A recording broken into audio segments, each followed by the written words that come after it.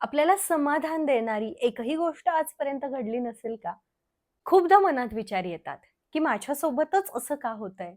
असं मी कोणाचं काय वाईट केलंय, की माझ्या जीवनात काहीच चांगलं घडत नाहीये? आणि हा विचार प्रत्येकाच्या मनामध्ये येतो. अगदी आपल्याला वाटणारा सुखी माणूस देखील हा विचार करत असतो. आज आपण स्वतःला विचारूयात, की आजपर्यंत माझ्या जीवनामध्ये अशी कोणतीच समाधानदायक घटना घडली नसेल का? ज्या वेळेला आपण आपल्या जीवनाकडे अगदी डोळसपणे बघतो, त्यावेळेला आपल्या लक्षात येईल, की बऱ्याचशा गोष्टी आहेत, ज्या आपल्याला सुख, समाधान, आनंद देत आहेत, अगदी या क्षणाला सुद्धा. मी तुम्हाला खरं सांगू, आता या क्षणी मी बसलीये आणि मी तुमच्याशी बोलतीये. हा सुद्धा माझ्या जीवनातला आनंद आहे. हे माझ्या जीवनातलं समाधान आहे किंवा आज मी एक कपभर चहा निवांत गाणी ऐकत पिऊ शकतीये. हे सुख आहे. सुख हे असंच असतं. अगदी ते क्षणाक्षणामध्ये असतं. आज जरा मला उशिरापर्यंत झोपायला मिळालं किंवा आज खूप घाई झाली, पण दिवसभर कुठेतरी थोडंसं सुख, शांतता, समाधान, आराम मला मिळतोच की. हेच तर खरं जीवन आहे. फक्त आपल्याला डोळसपणे आपल्या जीवनाकडे बघायची गरज आहे. आपण काय करतो? आपण तुलना करतो. समोरच्या व्यक्तीकडे जे आहे तेच आपल्याला हवं असतं.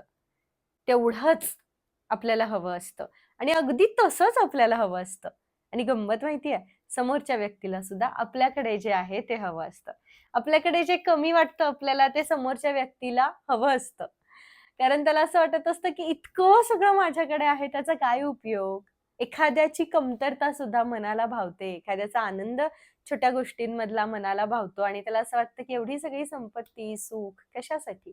मला तर हे हवंय. म्हणून जसा प्रत्येक जण समोरच्या सोबत आपली तुलना करतो, तशा प्रत्येक जणाने आपल्या आयुष्याचा आनंद, समाधान उपभोगायला सुरुवात केली, की प्रत्येक जण आनंदी, सुखी, समाधानी होईल.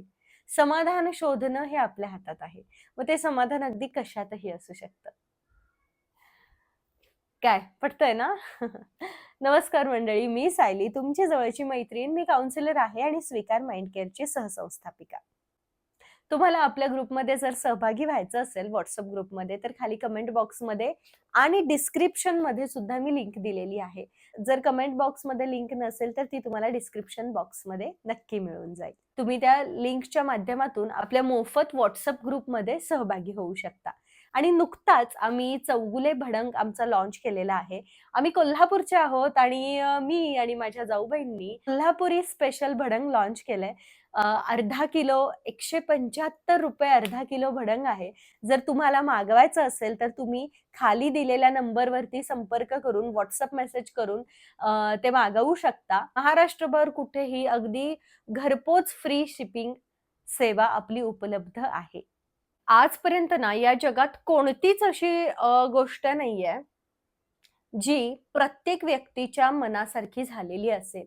प्रत्येक व्यक्तीला काही ना काहीतरी हवं असतं, पण ऐन वेळेला काहीतरी वेगळंच मिळतं. बऱ्याचदा काय होतं, की आपण अपेक्षा केलेली असते, की हे असंच होणार आहे. पण ते तसं होत नसतं. काहीतरी होतं, काहीतरी घडतं आणि अनपेक्षितपणे आपल्याला अनेक अडचणींना सामोरं जावं लागतं किंवा एखादी गोष्ट आपल्याला असं वाटत असतं, की ती पूर्ण होईल, पण ती पूर्ण नाही होत. किंवा अचानक एखादी अडचण येते किंवा मग अचानक काहीही म्हणजे जे अगदी आपल्या ध्यानीमनीही नसेल, अशा गोष्टी घडतात. म्हणून आपण सगळ्यात पहिला तर माझ्यासोबतच काहीतरी वाईट होतंय किंवा माझ्याच सोबत अन्याय होतोय किंवा माझ्याच सोबत वाईट घटना घडतायत, मलाच लोक त्रास देतायत. हा जो आपला माइंडसेट झालेला आहे ना, तो आपण आधी चेंज करूयात आणि आपण हे स्वीकारूयात, की जे आपल्यासोबत होतंय ते ह्या जगातल्या प्रत्येक व्यक्तीसोबत होत असतं. बऱ्याचदा ना काउन्सिलिंग सेशन्समध्ये खूप जणांचे प्रॉब्लेम्स हे एकसारखे असतात आणि ज्यावेळेला मी सांगतो, की तुम्हाला जो प्रॉब्लेम आहे ना, तो बऱ्याच जणांचा आहे. त्यावेळेला समोरच्या व्यक्तीला पटतच नाही, की "अरे हो का?" त्यावेळेला समोरच्या व्यक्तीला ते पटतच नाही. त्या व्यक्तीची रिएक्शन अशी असते, की "हो का? मला असं वाटत होतं, की हा प्रॉब्लेम फक्त माझ्याच जीवनामध्ये आहे." पण नाही, असे प्रॉब्लेम्स जे आपल्याला वाटतात, की फक्त आपल्यासाठी आहेत, ते फक्त आपल्यासाठी नसतात. तर तसेच सेम प्रॉब्लेम्स प्रत्येकाला फेस करावे लागतात. आणि एक कटू सत्य काय आहे जीवनाचं, की जे घडेल ते स्वीकारण्याशिवाय आपल्याकडे पर्याय नाहीये. लोक नावं ठेवतील, स्वीकारूयात की लोक आपल्याला नावं ठेवणार आहेत. काय करणार आपण? किती जणांना जाऊन आपण आपली बाजू समजावून सांगणार?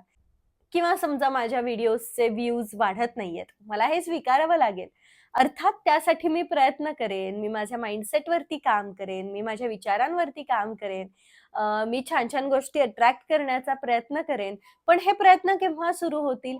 ज्यावेळेला मी हे मान्य करेन, जेव्हा मी हे स्वीकारेन, की लोक मला नावं ठेवतायत किंवा माझं चॅनल चांगलं ग्रो करत नाहीये, हे जेव्हा मला मान्य होईल, त्यावेळेला मग मी वेगवेगळे प्रयत्न करायला लागेल त्यासाठी. जर मी ते मान्यच नाही केलं, तर मग का असं होतंय? का असं होतंय? हाच उत्तर शोधण्यामध्ये माझं आयुष्य निघून जाईल. का या प्रश्नाचं उत्तर ज्यावेळेला आपण शोधायचं थांबतो आणि जे जसं आहे तसं स्वीकारायला लागतो, त्यावेळेला जादू होते. आणि ती जादू आपलं अख्खं आयुष्य बदलवून टाकते. अगदी सकारात्मकतेमुळे.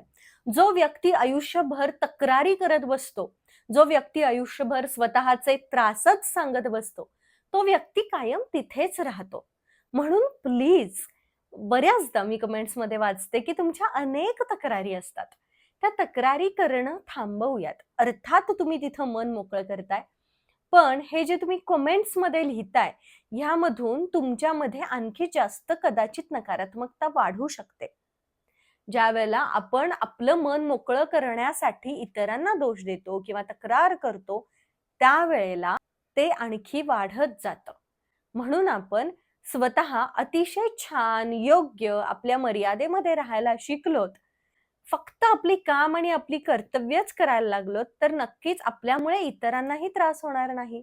बऱ्याच जणांना आपल्या मर्यादाच माहिती नसतात. सगळं मला हवंय, सगळं माझ्या मनाप्रमाणे हवंय, सगळ्यांनी सगळं मला विचारूनच केलं पाहिजे. अशी अनेक लोकं आपल्याला भेटतात. त्यावेळेला अशा लोकांना सुद्धा स्वीकारूयात आणि त्यांना काय करायचंय ना, ते त्यांना करू देऊयात. कधी-कधी समोरच्या व्यक्तीला मुभा दिल्यामुळे आपण शांत होतो, आनंदी होतो, नाहीतर आपल्याला त्रास होत राहतो. समोरचा व्यक्ती त्याला मनाला येईल तसं तो वागणार आहे. पण आपल्याला कळतंय की तो चुकीचं वागतोय, त्याचा आपल्याला त्रास होतोय, हे जेव्हा आपण त्याला सांगायला जाणार आहोत, त्यावेळेला त्याला ते पटणार नाहीये. तो आणखी जास्त आपल्याला त्रास देण्याचा प्रयत्न करणार आहे.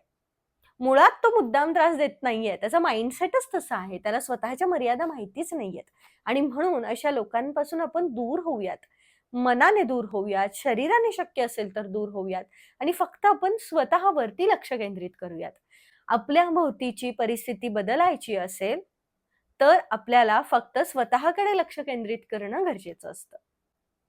आपल्या विचारांना ज्यावेळेला आपण बदलायला लागतो, जे आपल्याला आयुष्यात हवं आहे, ते आपण विचारांमध्ये घेऊन यायला लागतो. अगदी ते मला मिळालेलं आहे असं आपण समजायला लागतो. त्यावेळेला त्या गोष्टी आपल्याला नक्कीच मिळायला लागतील. जादू होते आणि जे हवंय ते मिळायला लागतं.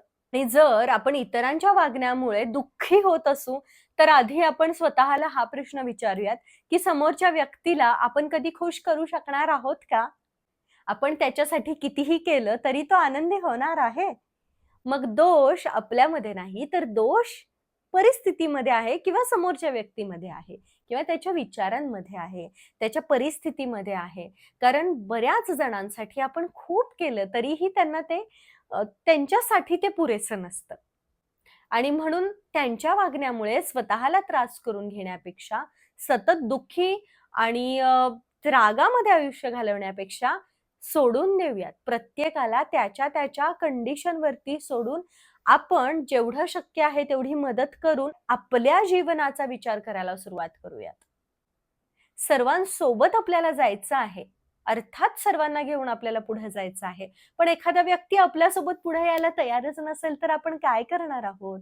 त्याला ओढून घेऊन येणार आहोत का?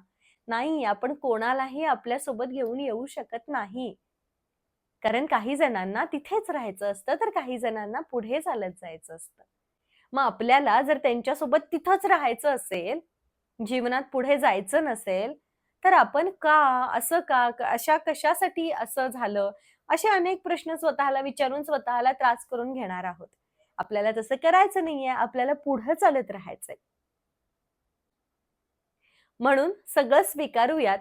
जे आपले प्रॉब्लेम्स आहेत ते प्रत्येकाचे आहेत हे मान्य करूयात. प्रत्येकजण त्यावर तोडगा काढून पुढे जातोय. आपणही त्यावर तोडगा काढून पुढे जाऊयात. प्रॉब्लेमपेक्षा सोल्युशनचा जास्त विचार करूयात. स्वतःवरती, स्वतःच्या विचारांवरती काम करण्यासाठी आहे ते सगळं स्वीकारूयात, तक्रारी करणं थांबवूयात आणि स्वतःला घडवूयात. कारण आपल्या हातामध्ये स्वतःला घडवण्याशिवाय काहीच नाही. कितीही वाईट वेळ आली, कितीही संघर्ष करावा लागला, तरीही मी माझं अस्तित्व, मी माझं विश्व निर्माण करेन. हा प्रॉमिस स्वतःला द्या आणि तुमच्या नव्या, सुंदर, सकारात्मक आयुष्याची सुरुवात करा. शेवटपर्यंत हा व्हिडिओ पाहिला त्याबद्दल खूप धन्यवाद, खूप कृतज्ञता. पुन्हा भेटेन अशाच एका नवीन छान विषयासोबत. तोपर्यंत स्वतःची काळजी घ्या.